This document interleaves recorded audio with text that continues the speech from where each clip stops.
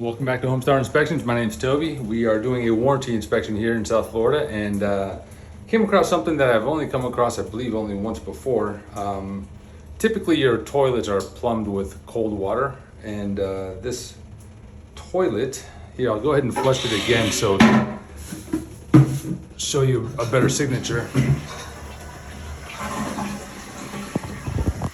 You see the thermal imaging.